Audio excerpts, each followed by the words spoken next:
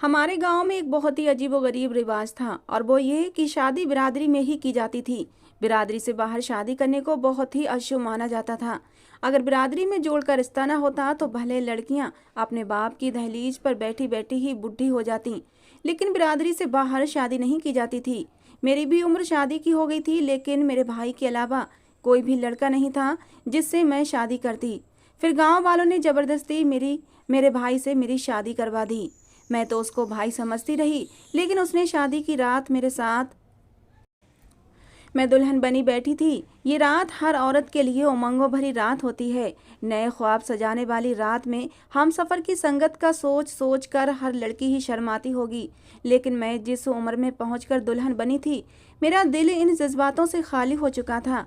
और फिर जिसकी दुल्हन बनी थी, मेरे सोचने समझने की सारी शुद्ध बुद्ध हो चुकी थी, क्योंकि मैं अपने ही भाई की दुल्हन बन गई थी।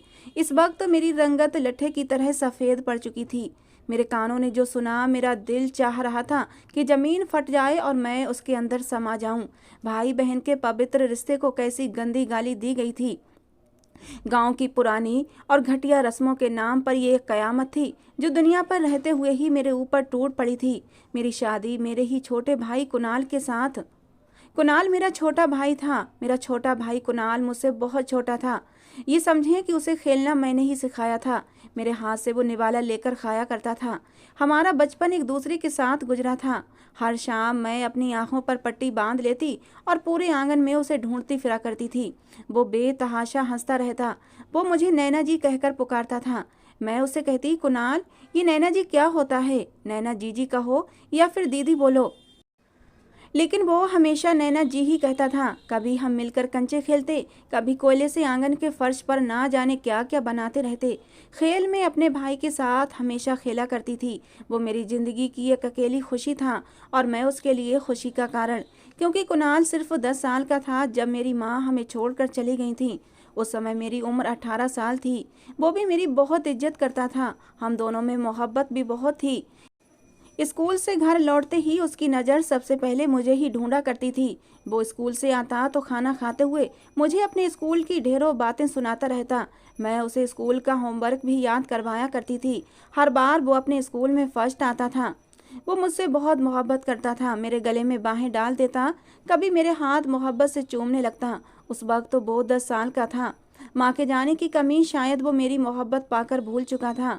मैं उस समय 18 साल की हो चुकी थी। अब मेरे लिए भी रिश्ते आने लगे थे। उनमें से एक रिश्ता सुनील का भी आया था। वो नौजवान हमारे पड़ोस में ही रहता था। अक्सर जब मैं छत पर कपड़े वगैरह डालने जाती तो वो अपनी छत पर ही होता था और मुझे देखकर मुस्कुराने लगता। अच्छा खुशशक्ल नौजवान लड़का था। मेरा दिल भी उसे देखकर जोर जोर से धड़कने लगता था। मैं घबराकर नीचे उतर जाती, लेकिन जब उसका रिश्ता मेरे लिए आया और पापा ने बिरादरी के बड़ों के सामने बात रखी तो एक तूफान सा उठ गया था। सब कहने लगे, क्या पहले कभी हमारी बिरादरी में ऐसा हुआ है कि हम अपनी लड़की को गैर बिरादरी में दे दें? हमारे यहाँ बिरादरी से बाहर रिश्ता करना बेइज्जती और अपशगुन समझा जाता था। लड़कियों को भले ही कुंवारे घर बिठाकर बूढ़ा कर दिया जाता था, लेकिन गैर बिरादरी में विदा नहीं किया जाता था। मेरा दिल बुझ सा गया था। मुझे वो लड़का अच्छा लगता था भी शरीफ, इसलिए शराफत से ही मेरे लिए रिश्ता भेजा था। मुझसे मोहब्बत का ड्रामा नहीं रचाया था। जिस उम्र में मैं थी, मेरी सारी सहेलियों की शादियां हो चुकी थीं। बस मैं अब तक कुंवारी थी और वजह ये थी कि बिरादरी में मेरे जोड़ का कोई रिश्ता ही ना था। उसके बाद भी मेरे लिए बहुत से रिश्ते आए, लेकिन बिरादरी से बाहर के ही थे जिन्हें इनकार कर दिया जाता था। हालांकि उन रिश्तों में कोई कमी नहीं होती थी, सिवाय इसके कि वो बाहर बिरादरी के होते थे, हमारी अपनी बिरादरी के नहीं होते थे। हमारे समाज में ये नासूर आज किसी जहर की तरह फैल चुका है कि शादी के लिए रिश्ता जात पात बिरादरी देखकर किया जाता है और इसका निशाना सिर्फ औरत ही बनती है। अपना घर, अपना पति, अपने बच्चे, ये एक इच्छा होती है जो औरत की नेचुरल इच्छा होती है, जो मेरी जैसी लड़कियां अपने दिल में दबाए बाप की दहलीज पर बैठी बूढ़ी होकर मर जाती हैं ताकि बिरादरी में बाप की नाक ऊंची रहे। ऐसे ही जज्बात मेरे दिल में भी पलते थे। जैसे जैसे मेरी उम्र बढ़ती जा रही थी, मेरे अपने घर की ख्वाहिश भी बढ़ रही थी, जिसका जिक्र कभी कभी मैं कुणाल से कर देती थी। एक वही मेरा अपना था जो मेरे दिल की हाल सुन लेता था। पापा तो दुकान से रात को ही लौटते थे। जब भी मेरे लिए कोई रिश्ता आता, मैं पहले से जानती थी कि इनकार ही कर दिया जाएगा, लेकिन फिर भी मेरा दिल नए सिरे से धड़कने लगता था। एक झूठी सी उम्मीद बंध जाती थी कि शायद इस बार मेरी खुशियों की चाबी मुझे मिल जाए। हालांकि मुझे मालूम होता था कि ऐसा मुमकिन नहीं है, लेकिन मुझे फिर भी ऐसे झूठे ख्वाब देखना अच्छा लगने लगा था, जो मैं जानती थी कि मेरी आंखों में बाद में किरचियों की तरह चुभकर मेरी आंखों को जख्मी कर देंगे। अब तो मैं अपने कमरे में बैठकर खूब रोया करती थी जब मेरा रिश्ता आता और वो नाउम्मीद लौट जाता। मैं सोचती ये मेरे साथ जुल्म है। अगर बिरादरी में मेरे जोड़ का कोई नहीं है तो इसमें मेरा क्या दोष है। आज भी मैं फूट फूट कर रो रही थी जब कुणाल मेरे कमरे में दाखिल हुआ। वो अभी अभी स्कूल से आया था। मुझे रोता देखकर मेरे पास बैठ गया। इस समय उसकी उम्र 12 साल थी और मैं 20 साल की हो चुकी थी। कहने लगा, नैना जी क्यों रो रही हो। अपने हाथों से वो मेरे आंसू साफ करने लगा। अब मैं उसे क्या बताती कि मैं किस दर्द से गुजर रही हूँ। मेरी माँ भी जिंदा न थी, इसलिए मेरे दिल की बात कोई भी सुनने वाला नहीं था सिवाय कुणाल के। वो छोटा था लेकिन मेरा अपना था, जो मेरे आंसू पोंछ देता था। इस वक्त मेरे सामने वही था, इसलिए मैंने उसको गले लगाकर रोने लगी थी। मैं जानती थी वो छोटा है, मेरे दर्द को समझ नहीं सकता और ना महसूस कर सकता है, लेकिन मैं फिर भी उसे कहने लगी कि मुझे मेरे बाप ने बिरादरी की भेंट चढ़ा दिया है कुणाल, मेरी कभी भी शादी नहीं हो सकती, कभी भी नहीं, किसी से भी नहीं। मैं इसी दहलीज पर बैठी बैठी बूढ़ी हो जाऊंगी। कुणाल से मेरे आंसू देखे नहीं जाते थे, क्योंकि उसके लिए मैं ही सब कुछ थी। वो कहने लगता, क्यों रोते हैं नैना जी आप, मत रोया करें, मुझे भी रोना आता है। मैं पापा से कह दूंगा वो आपकी शादी कर दें। उसे शायद उस समय बातों की गहराई की समझ नहीं थी, इसलिए उसने ऐसा कह दिया था। लेकिन मेरे आंसू देखकर उसके चेहरे पर तकलीफ सी नजर आने लगती थी, जैसे कि वो मेरे दर्द को महसूस करता था। मैंने कहा, नहीं कुणाल, तुम पापा से कुछ मत कहना, बस मेरी ही किस्मत खराब है, इसलिए कोई मुझसे शादी नहीं कर सकता। मैं उदास दिल से कहती तो वो मेरे आंसू पोंछ कर कहने लगता, आप मत रोएं नैना जी, मेरे दिल को बुरा लगता है, बहुत बुरा लगता है। मुझे बड़ा होने दें, देखना मैं आपसे शादी कर लूँगा और आपको बहुत खुश रखूँगा। उसके छोटे से दिमाग को अब ये कहाँ पता था कि बहन भाई की शादी नहीं हो सकती। मैंने कहा, पगले, बहन भाई की कभी भी शादी नहीं होती, तुम तो मेरे छोटे भाई हो। मेरी बात पर वो चुप सा हो जाता, फिर मेरा चेहरा अपने दोनों हाथों में भर लेता, कहता, मत रोया करें नैना जी, मुझे आप रोते हुए बिल्कुल भी अच्छे नहीं लगते। मैं उसकी खातिर दोनों हाथ अपने चेहरे से हटाकर चुप हो जाती और उसके हाथों को चूम लेती। मेरे भाई को मेरा कितना ख्याल था। मैं कहती, अच्छा चलो अब नहीं रोऊंगी, तुम अपने कपड़े बदल लो, मैं तुम्हारे लिए पराठा बनाती हूँ, थके हुए स्कूल से आए हो। वो मेरे चुप हो जाने पर खुश हो जाता। वक्त कहाँ रुकता है, बस आगे की तरफ बढ़ता ही चला जाता है। अब मेरी उम्र 24 साल से ऊपर हो चुकी थी और हमारे गांव में ये रिवाज था, अगर लड़की के जोड़ का रिश्ता ना मिलता तो उसकी शादी कम उम्र लड़कों से भी कर दी जाती थी या फिर बड़ी उम्र के बुढ़ों से ब्याह दिया जाता था। हम चाह कर भी इस रस्म को तोड़ नहीं सकते थे। मेरा भाई भी अब 17 साल का हो चुका था। मैं अपनी बढ़ती उम्र की वजह से कुछ उदास सी रहने लगी थी, तन्हाई में रहना पसंद करने लगी थी। ये नहीं था कि मैं खूबसूरत नहीं थी, मेरी गिनती तो हसीन से हसीन लड़कियों में होती थी। मेरी रंगत बड़ी ही प्यारी सी थी, ऐसा लगता जैसे दूध में केसर मिला दिया गया हो। बाल ऐसे घने लंबे काले कि जो एक बार देख ले निगाह हटाना भूल जाए। बस मेरी किस्मत ही खराब थी। घर के कामकाज करने के बाद मैं अपने घर के छोटे से आंगन में बैठ जाती थी, पेड़ों पर चहचहाते परिंदों को देखने लगती। सोचती परिंदे भी कैसे बेफिक्र होते हैं। कभी कभी परिंदों की जोड़ियों को साथ देखकर सोचती, हे भगवान, तेरी लीला अपरंपार है। भगवान, तूने परिंदों के भी जोड़े बनाए हैं तो मेरे लिए क्या कोई मेरा साथी नहीं बनाया। क्या मैं सारी उम्र बाप की दहलीज पर ही गुजार दूंगी। अभी मैं टूटे दिल से यही सोच रही थी कि किसी ने मेरी आंखों के ऊपर हाथ रखे थे। मैं जान गई थी ये हरकत किसकी है। एक ही तो भाई था मेरा, जो मुझे जब भी उदास देखता मेरे पास चला आता। मैंने उसके हाथ अपनी आंखों से हटाए और कहा, कुणाल, बाज भी आ जाया करो, अब तुम बड़े हो गए हो। वो हंसने लगा, फिर मेरे बराबर रखी कुर्सी पर बैठ गया। कहने लगा, नैना जी, आप अकेली क्यों बैठी रहती हैं? क्या परिंदों की जबान समझ आती है आपको, जो यहाँ बैठकर सुनती रहती हैं? कुणाल की बातों पर मैंने उसे गौर से देखा। वो मुझे नैना दीदी की बजाय हमेशा से ही नैना जी ही कहता था। बचपन से ही उसने नैना दीदी की बजाय हमेशा नैना जी ही कहना सीखा था। अब तो मुझे भी उसके मुंह से नैना जी सुनने की आदत हो गई थी। मैंने कहा क्या करूं फिर, बस फ्री थी इसलिए सोचा यहाँ बैठ जाऊं, करने को कोई काम भी नहीं था। मेरी बात सुनकर वो मुस्कुराने लगा, कहने लगा मैं किस लिए हूँ, मुझसे बात कर लिया करें। मैंने कहा तुम ही तो हो जिसकी वजह से घर में और मेरी ज़िंदगी में कुछ रौनक है। मेरी माँ तो जिंदा न थी, घर में सिर्फ पापा और कुणाल ही होते थे। 3 लोगों के काम ही कितने होते हैं। मैं सारे काम निपटाकर या तो अकेली कमरे में बैठी रहती या फिर आंगन में चली जाती और चिड़ियों की चहचहाहट सुनती रहती। कुणाल जब घर पर होता मेरा दिल बहलाए रखता था। जब भी कॉलेज से वापस लौटता मेरे लिए ठंडी कुल्फी लेकर आता और कभी गोला लेकर आता तो कभी जलेबियां लेकर आता। लेकिन उम्र के जिस हिस्से में मैं थी, अकेलेपन का नाग मुझे रोज डसने लगता था। ये मेरी एक नेचुरल सी इच्छा थी और ज़रूरत भी थी। मुझे एक हमसफ़र की ज़रूरत कभी कभी बड़ी तेज़ी से महसूस होती थी। मेरा अपना घर हो, मेरे अपने बच्चे हों, पति हो, पति के कंधे से लगकर मैं जी भर के बातें करूं। चाहे जाने की ख्वाहिश हर औरत के अंदर होती है, जिसे मैं रोज़ अपने सीने में दबाने की कोशिश करती रहती थी। लेकिन कभी कभी मुंहजोड़ जज्बे सर उठाते तो मैं बेतहाशा रोती थी, क्योंकि मैं अपनी बिरादरी की पुरानी और घटिया रस्मों की भेंट चढ़ चुकी थी। वक्त कुछ और आगे बढ़ा। मैं अब 32 साल की हो गई थी और कुणाल की उम्र भी 24 साल हो चुकी थी। जब मुझे मेरे सर पर पहला सफ़ेद बाल नजर आया, मेरा दिल धक से रह गया था। मैं बुढ़ापे में कदम रख चुकी थी। मैंने पहली बार अपना चेहरा आईने में गौर से देखा। मुझे अपना चेहरा मुरझाया हुआ सा लग रहा था। बढ़ती उम्र के आसार अब मेरे चेहरे पर नजर आने लगे थे। शायद मेरी जिंदगी खुशियों से भरी होती और मुझे किसी का प्यार मिला होता तो शायद मैं इतनी जल्दी बूढ़ी न होती। लेकिन दिन भर के डिप्रेशन ने मुझे उम्र से पहले ही बूढ़ा कर दिया था। उस रात ना जाने क्यों मुझे बहुत रोना आया था। मैं इतना रोई कि रात भर रोती रही। सुबह मेरी सूजी हुई आंखें देखकर कुणाल के चेहरे पर चिंता की लकीरें छा गई थीं। मुझसे कहने लगा, नैना जी आप रोई हैं? मैंने कहा नहीं, बस सर में दर्द है। ये कहकर मैं सोफे पर बैठ गई थी, क्योंकि मैं जानती थी कि कुणाल को मेरे रोने से दुख होता है। अभी भी मैं सोफे पर बैठी ही थी कि अचानक से वो मेरे पास आकर बैठ गया। मेरा सर अपने हाथों से दबाने लगा। मैंने फ़ौरन से उसे पीछे किया था। मैंने कहा, कुणाल तुम ये क्या कर रहे हो? मैं अभी मेडिसिन खाऊंगी तो ठीक हो जाऊंगी। वो मेरा भाई था, इसलिए उसे मेरी तकलीफ का एहसास कुछ ज़्यादा ही होता था, लेकिन मुझे अच्छा नहीं लगता था। वो भी अब 24 साल का हो गया था, नौकरी भी करने लगा था, कद में भी मुझसे ऊंचा निकल गया था।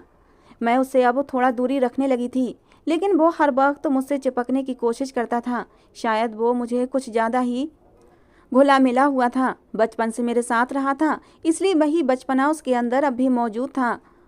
वो अब कभी कभी पापा की दुकान पर भी बैठ जाता था। पापा पहले तो हर वक्त तो कुणाल से उखड़े उखड़े ही रहते थे, डांटते भी रहते थे। लेकिन जब से कुणाल ने पापा का हाथ बटाना शुरू किया था, पापा को भी सुख मिल गया था। अब पापा कुणाल को कम ही कुछ कहते थे, लेकिन मेरी उदासी समय के साथ साथ बढ़ने लगी थी। मुझे अब अपनी शादी की उम्मीद ही नहीं रही थी। जिस उम्र में मैं कदम रख चुकी थी, उससे आगे तो अब बुढ़ापा ही था। एक बार मैं बीमार हो गई। मुझे बुखार तेज हुआ तो कुणाल ही मुझे डॉक्टर के पास लेकर गया था। मुझे बहुत तेज बुखार था। डॉक्टर ने कुछ दवाएं वगैरह लिखकर दे दी। वापसी पर वो मुझसे कहने लगा, अब आप अपने कमरे में बस आराम करेंगी, कोई भी काम करने की ज़रूरत नहीं है। मैंने कहा, खाना पकाना है, कैसे आराम कर लूँ? पापा थके हुए घर आते हैं, अब क्या रोटी भी बनाकर न दूँ? मेरी बात सुनकर वो कहने लगा, अगर एक दिन हम बाजार का खा लेंगे तो कोई आफत नहीं आ जाएगी। आपको भी तो कुछ आराम की ज़रूरत है, हर वक्त हमारी चिंता करती रहती हैं। मैंने उसे छूटते ही कहा कि आराम तो मुझे तब मिलेगा जब तुम्हारी शादी होगी, तुम्हारी घरवाली आएगी तो मेरी जान सुकून में होगी। मेरी बात पर वो मुस्कुराने लगा और कहने लगा, उससे पहले तो आपकी शादी हो जाएगी और आपके बगैर मैं शादी नहीं करूँगा। कुणाल की बात सुनकर मेरा दिल एक बार फिर से उदास हुआ था कि उस बेचारे को अब भी मेरी शादी की उम्मीद है, या शायद भाई ऐसे ही होते हैं, बहन के लिए खुशियों की दुआएं करने वाले। लेकिन जो कुछ मुझ पर बीतने वाला था, मुझे क्या खबर थी कि मैं कभी ये शब्द भी अपने भाई के लिए सुनूंगी। कयामत तो मुझ पर उस वक्त टूटी जब मेरे पापा हम दोनों को छोड़कर इस दुनिया से चले गए। हम दोनों बहन भाइयों पर पापा की अचानक मौत ने कयामत ढा दी थी। मैं तो बिल्कुल टूट चुकी थी। मेरा रो रो कर बुरा हाल था। मेरे पापा मेरे लिए बहुत बड़ा सहारा थे, लेकिन ये मेरी बदकिस्मती कि वो भी अब हमारे पास न रहे थे। लेकिन जैसे ही उनकी मौत हुई, हमारी बिरादरी में एक शोर सा मच गया था कि हम दोनों बहन भाई एक छत के नीचे नहीं रह सकते। या तो कुणाल घर से निकल जाए या फिर मुझसे शादी कर ले। और ये सुनकर तो मेरे होश उड़ गए थे। वो मेरा भाई था, मैं भला कैसे उससे शादी कर सकती थी, कैसे उससे इस तरह का रिश्ता बना सकती थी। एक तो हम बेसहारा हो गए थे, उस पर लोगों की इस तरह की बातों ने हमें कहीं का नहीं छोड़ा था। लेकिन हैरत का पहाड़ मुझ पर उस समय टूटा जब कुणाल ने मुझसे शादी के लिए हाँ कर दी। मैं हैरत से आंखें फाड़े उसे देख रही थी। मैंने सबके सामने साफ मना कर दिया। मेरी बिरादरी के सारे लोग जमा थे और ये फैसला सुना दिया था। मैंने अपना फैसला सुना दिया कि मैं इस फैसले पर राजी नहीं हूँ। मैं भला कुणाल से शादी कैसे कर सकती थी, लेकिन मेरी एक ना सुनी गई और आज मैं दुल्हन बनी बैठी थी। शायद मुझसे बढ़कर बुरी किस्मत किसी भी लड़की की नहीं होगी जितनी मेरी थी। मेरा दिल पहली बार कुणाल के आने पर कांप सा गया था। वो कमरे में दाखिल हुआ, मैंने माथे पर बल डाले गुस्से से उसे घूरा था। मैंने कहा, शर्म नहीं आती तुम्हें? यूं मुंह उठाए मेरे कमरे में आते हुए अभी की अभी मेरे कमरे से बाहर निकलो, क्योंकि मैं ऐसे किसी भी रिश्ते को नहीं मानती जिसे ये गांव वाले जोड़े बैठे हैं। मेरे सख्त शब्दों पर वो कहने लगा, आप इस वक्त गुस्से में हैं नैना जी, आराम करें, हम कल बात करेंगे। उसके इतने सुकून पर मुझे और भी गुस्सा आने लगा था। पढ़ा लिखा होकर भी वो गांव वालों की जहालत पर सर झुका गया था। कैसी बेगैरतों वाली बात थी। मैं उसकी बड़ी बहन थी, कैसे उसने इस जाहिल पंचायत की बात मान ली थी। ऐतराज क्यों नहीं उठाया था, आवाज़ क्यों नहीं उठाई थी। चलो, लड़कियों को तो गांव वाले दबाकर अपनी रस्मों की भेंट चढ़ा देते हैं, लेकिन मर्द, क्या मर्द भी मजबूर और बेबस होते हैं? नहीं, वो ऐसा बुज़दिल तो हरगिज नहीं था। मैं रात भर रोती रही। सुबह जब मेरी आँख खुली, कुणाल मेरे ही कमरे में था और मेरे पास बैठा था। मुझे जागते देखकर मुस्कुराकर कहने लगा, उठ गई आप? ना जाने क्यों मुझे उसकी मौजूदगी अब बुरी लगने लगी थी। मैं फौरन से उठकर बैठ गई तो वो कहने लगा कि मैं पापा की दुकान पर जा रहा हूँ और तुम घर का दरवाज़ा बंद कर लो। ये कहकर वो चला गया। रात तक मैं सोच चुकी थी कि अब आगे मुझे क्या करना है।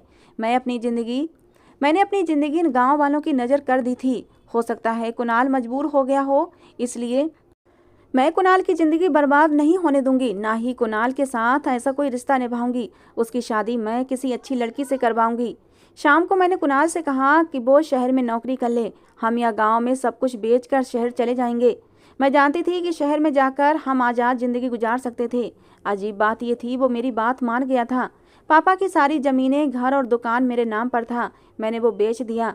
शहर में कुणाल को नौकरी भी मिल गई। हमने वहाँ अपना घर भी ले लिया। अब मैं आज़ाद थी।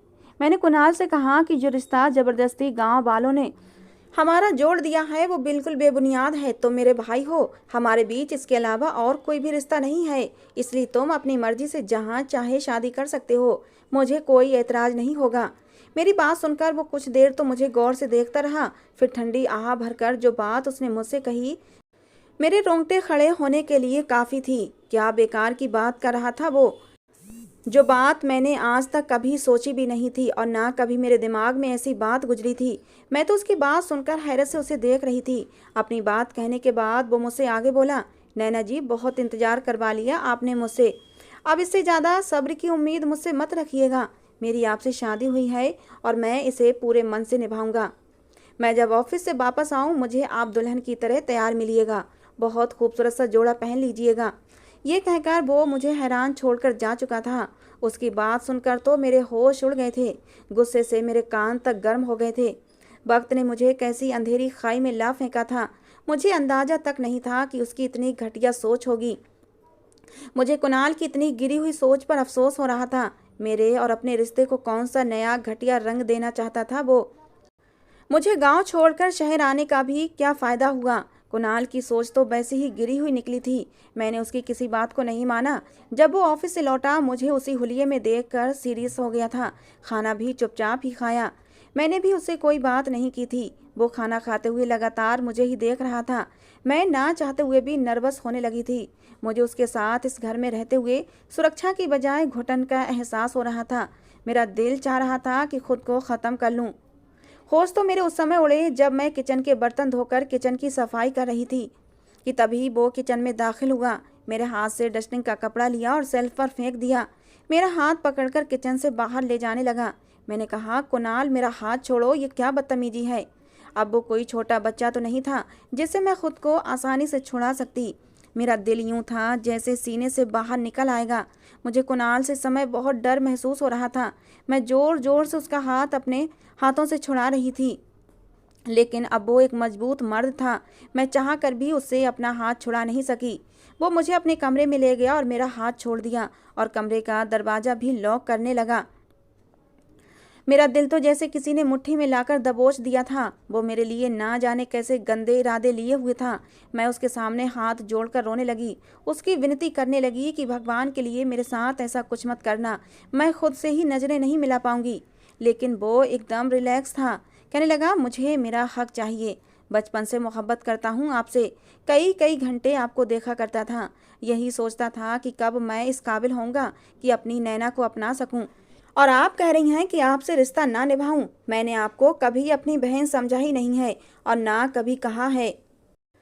आपकी अब तक मैंने शादी इसीलिए तो नहीं होने दी, वरना पापा तो मुझे कब से कहते थे मेरी बच्ची का मेरे बाद क्या होगा। मैं चाहता हूँ गांव की ज़मीनें बेचकर शहर चला जाऊँ, ताकि वहाँ गांव के रिवाजों से नैना को बचा लूँ और उसकी शादी कर दूँ। जब मैंने पापा का ये इरादा सुना तो मुझे लगा कि आपकी किसी और से शादी हो गई तो फिर मैं आपके बगैर कैसे जीऊँगा। मुझे बचपन से आपको देखने की, आपके साथ बातें करने की, आपके करीब रहने की आदत लग गई थी। नैना, याद है जब मेरी माँ मरी थी, मैं बार बार डर जाता था। मेरी उम्र उस समय मुश्किल से 10 साल की थी, लेकिन आप मेरे लिए चिंतित रहती थीं, इसलिए मेरे साथ ही सो जाती थीं। जब भी मुझे डर लगता आप मुझे अपने साथ लगा लेती थीं, मुझे तसल्ली देती, मेरे आंसू पोंछती थीं। फिर जब आपके लिए रिश्ते आते और इनकार हो जाता तो आप अपने कमरे में बैठकर रोती थीं, तो मुझे भी बुरा लगता था। उस वक्त तो मैं भी यही चाहता था कि आपकी शादी किसी से हो जाए, क्योंकि मैं बहुत छोटा था। लेकिन उस वक्त पापा को अपनी बिरादरी की चिंता थी। लेकिन जब वो बीमार रहने लगे, उन्हें आपकी चिंता सताने लगी। उस वक्त आपकी उम्र बढ़ गई थी। आपके लिए शादीशुदा बाल बच्चेदार मर्दों के रिश्ते आते थे, या उन बूढ़े मर्दों के जिनकी औलादें जवान थीं और उन्हें अपनी पत्नी की जगह एक ऐसी औरत की ज़रूरत थी जो बुढ़ापे में उन्हें संभाल सके। उस वक्त पापा भी यही चाहते थे कि शहर जाकर आपको किसी के भी पल्ले बांध दें, ताकि खुद सुकून से दुनिया से जा सकें। और जब मैंने पापा से ये ख्वाहिश जाहिर की कि मैं नैना से शादी करना चाहता हूँ, क्योंकि पापा को तुम्हारे और हमारे रिश्ते के बारे में पता था, इसलिए मैंने ये बात पापा से की थी। मुझे लगा था शायद हमारे रिश्ते की सच्चाई को जानते हुए पापा हम दोनों की शादी करवा देंगे। लेकिन उनकी सोच भी आपकी तरह छोटी ही निकली। कहने लगे, तुम नैना के भाई हो, भले सगे नहीं हो लेकिन हो तो भाई। बेशक मेरी बेटी बूढ़ी हो जाए, लेकिन ऐसी हरकत हरगिज़ नहीं करूँगा। इसलिए आपके आने वाले कुछ रिश्ते जो मेरी नज़र में आपके काबिल नहीं थे, मैंने वहाँ आपकी शादी ही नहीं होने दी। ये समझ ले, मैं उसी वक्त फैसला कर चुका था कि शादी आपसे ही करूँगा, क्योंकि मेरे लिए आप बहुत अहमियत रखती हैं, क्योंकि आपका भी खुशियों पर पूरा हक है। जब मेरी माँ की शादी आपके पापा से हुई थी, उस वक्त मैं 4 साल का था और आप 12 साल की थीं। जब कुछ कुछ समझने के काबिल हुआ तो आपको अपनी बहन ही समझता था, लेकिन माँ का व्यवहार आपसे अच्छा नहीं था। वो आपसे प्यार नहीं करती थीं और मुझसे हमेशा कहती रहती, कुणाल, ये तेरी सगी बहन नहीं है, ये तेरी कुछ भी नहीं लगती, कोई ज़रूरत नहीं है इससे बात करने की। उसका सगा बाप है ना, जो हर वक्त उसकी चिंता में लगा रहता है। मेरी माँ को आपसे नफरत थी और आपके पापा को मुझसे, क्योंकि मैं उनका सगा बेटा नहीं था। हमारे माँ बाप तो एक हुए थे, लेकिन औलादों के मामले में हौसला बड़ा नहीं कर सके थे। मुझे ये देखकर हैरत होती थी कि आप माँ की कड़वी कसीली बातें सुनकर भी मुझसे मोहब्बत कैसे कर लेती थीं, मेरे साथ खेलती थीं, मुझसे बातें करती थीं। मेरे दिल में भी आपके लिए मोहब्बत परवान चढ़ने लगी थी। इसी तरह आपके पापा आपसे ज़्यादा प्यार करते थे, मुझसे नहीं करते थे, क्योंकि मैं उनकी सगी औलाद नहीं था। मैंने भी आपकी आदत को अपना लिया। पापा की कड़वी कसीली बातें सुनकर भी कभी दिल को नहीं लगाया था। और जब पापा का देहांत हुआ तो बिरादरी में सबको पता था कि मैं आपका सगा भाई नहीं हूँ और आपकी बिरादरी का भी हूँ, इसलिए आपसे शादी कर सकता हूँ। इसीलिए किसी को ऐतराज न था। मैं उसकी बात सुनकर चुप हो गई थी। अगर मैं सगी भी नहीं थी तब भी मेरे दिल में उसके लिए कोई जज्बात नहीं थे। वो कहने लगा, नैना, मैं आपके बगैर रहने का बिल्कुल भी आदी नहीं हूँ। अगर मैं किसी और लड़की से शादी कर भी लेता तो जब शादी के बाद मेरी पत्नी आपकी हकीकत जानती, मेरे और आपके बीच रिश्ते की हकीकत जानती तो कभी आपको इस घर में बर्दाश्त नहीं करती, क्योंकि आपसे मेरा कोई भी सगा खून का रिश्ता नहीं है। और मैं आपको बेसहारा कैसे छोड़ देता, आपको कैसे दुख देता, जबकि मैं आपसे मोहब्बत करता हूँ। मैं आपके साथ अच्छी ज़िंदगी गुजारना चाहता हूँ। नैना, मुझे जब इस बात से फ़र्क नहीं पड़ता कि आप मुझसे कितने साल बड़ी हैं, तो आपको भी नहीं पड़ना चाहिए। मेरे पास उसके सवाल का कोई जवाब नहीं था, और ये भी सच था कि मुझे एक सहारे की ज़रूरत थी, और मोहब्बत की भी, एक हमसफ़र की भी। इसलिए कुणाल से इनकार नहीं कर पाई। मेरी शादी को आज 3 साल गुजर चुके हैं, हमारे एक बेटा भी है। ज़िंदगी में खुशी आने से और कुणाल की मोहब्बत पाकर मेरे चेहरे की रौनक दोबारा से लौट आई है। हालांकि इस रिश्ते को अपनाने के लिए मुझे थोड़ा टाइम लगा था, लेकिन शायद भगवान का यही फैसला था। कहते हैं जोड़े भगवान पहले ही बना देता है। उसने भी मेरा जोड़ा कुणाल के साथ बनाया था, लेकिन किस्मत ने उसे मेरे सामने किसी और ही रूप में लाकर खड़ा कर दिया था। लेकिन शायद वो मेरी किस्मत में लिखा था, मुझे मिलकर ही रहा। कुणाल ठीक कहता है, जब उसे और मुझे उम्र के फ़र्क से फ़र्क नहीं पड़ता तो दुनिया की परवाह क्यों करें, अपनी खुशियों को क्यों ना समेट लें। दोस्तों, आज की हमारी ये कहानी कैसी लगी ज़रूर बताना। पसंद आई हो तो प्लीज़ लाइक करना। रोज़ एक नई कहानी सुनने के लिए हमारे चैनल को भी सब्सक्राइब करना। कहानी को पूरा सुनने के लिए आप लोगों का बहुत बहुत धन्यवाद। दोस्तों, मिलते हैं अगली किसी नई कहानी के साथ।